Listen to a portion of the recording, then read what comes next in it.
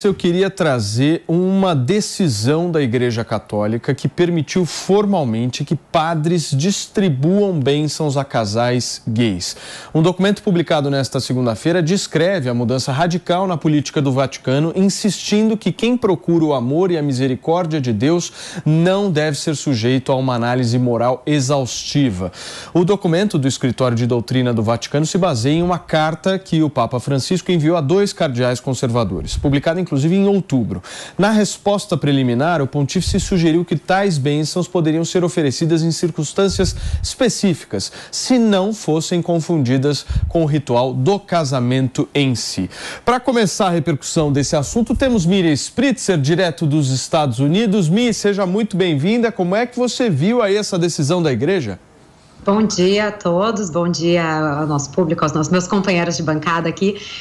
Eu acho que é uma decisão que a gente já viu alguns sinais do Papa Francisco nesses anos que ele é Papa, se mover para esse lado de não condenação da homossexualidade, de aceitar os casais gays de alguma forma, mas ao mesmo tempo ele não chega a cruzar a linha de aceitar o casamento em si. Então a questão da bênção é que de fato, eu acredito que essa é a posição dele de não excluir essas pessoas da comunidade católica de certa forma, mas ao mesmo tempo sem dar todos os direitos aí dos casais tradicionais aí, entre aspas, como a gente fala. Então, essa decisão dele está repercutindo bastante pelo mundo inteiro, a gente vê todos os veículos de comunicação pelo mundo falando a respeito disso, e é uma movimentação que ela chega a ser um pouco mais liberal, mas não liberal demais a ponto de ofender aqueles que são bem conservadores. Maninho, como é que você viu isso? Você como um bom liberal? Eu vejo como uma boa notícia, mas ainda muito tímida, né? A gente sabe que ao longo de séculos, muitas pessoas homossexuais sofreram profundamente em função da não aceitação social de sua condição. Ninguém escolhe nascer gay, ninguém escolhe nascer lésbica, assim como não se escolhe nascer hétero. Eu nunca escolhi, vou ser heterossexual. Eu nasci hétero e assim sou. As pessoas nascem com uma sexualidade e a exercem.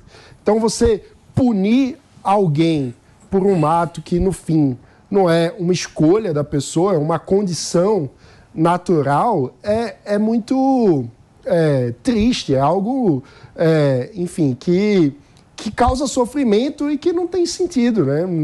Então, eu acho que, claro que toda religião deve ser respeitada, todos têm direito à liberdade religiosa e existem múltiplas fés que são legítimas, mas acho que para uma instituição como a Igreja Católica, com a abrangência que tem, a simples aceitação na sua comunidade de alguém que tem uma condição natural de sexualidade diferente da norma padrão, é algo essencial e que chega atrasado. Acho até que seria importante que a Igreja reconhecesse o erro da exclusão dessas pessoas ao longo de tantos séculos.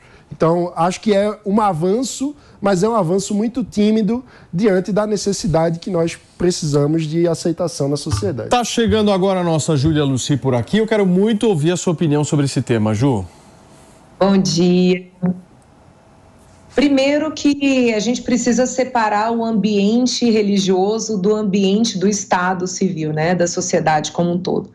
Nós temos, graças a Deus, uma pluralidade de religiões no Brasil. Essa, inclusive, na minha opinião, é a maior riqueza que nós temos. É a capacidade que nós brasileiros temos de conviver com diversas religiões ao mesmo tempo. Muitos de nós somos, inclusive, plurirreligiosos, esse é o meu caso. E a gente precisa entender que uma coisa é a sociedade civil regulada, pela nossa Constituição, onde o Estado coloca limites e estabelece um tratamento igualitário entre as pessoas. A nossa Constituição é muito clara, que todos são iguais perante a lei.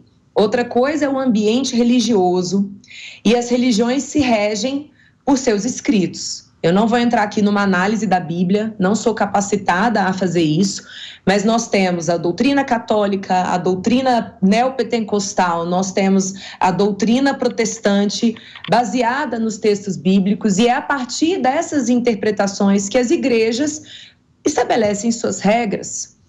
Então, não está satisfeito com as regras impostas pelas igrejas, procure outra. Eu acho gravíssimo o que está acontecendo no Brasil hoje, que é o Estado entrar dentro da igreja e querer limitar o que o padre, o que o pastor, o que o pai de santo está falando. Está lá quem quer, e essa pessoa precisa ter liberdade para poder falar, sem que o que ela esteja falando repercuta de uma forma negativa e ela possa, inclusive, ser criminalizada. Então, houve aí uma tentativa de dizer que o Papa estava, agora já entrando um pouco na linha, né, do catolicismo em si. O Papa autorizou o casamento entre casais homossexuais. Não é verdade. Não é verdade. E, sinceramente, quem entende um pouquinho do catolicismo sabe que ele não pode fazer isso. Agora, eu concordo? Não importa o que eu penso. Eu não sou Papa, entende?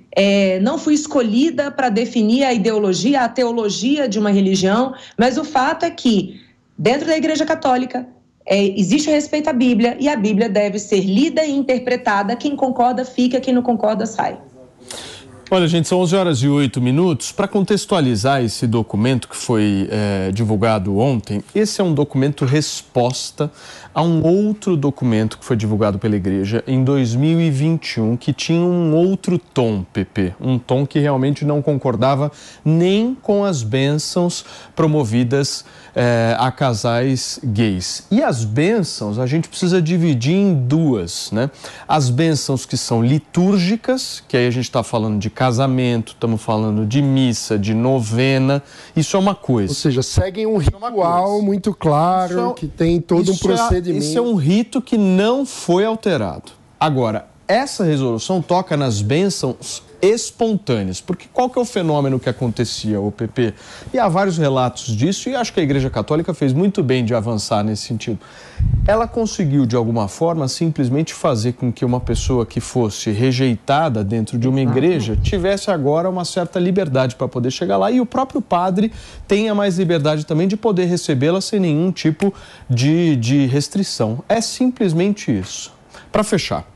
Ô Paulinho, foi uma medida boa da Igreja Católica. A Igreja Católica é uma igreja milenar, não é? Tem suas tradições, tem suas convicções, mas o catolicismo ele foi pautado sempre na tolerância e sempre no acolhimento, não é? Então faz todo sentido você acolher aquele casal gay que seja católico, não é? Então eu não vejo no futuro próximo e não vejo talvez no futuro distante a Igreja Católica passar a aceitar casamentos gays, mas com certeza é um passo para isso no futuro. Muito bem, gente.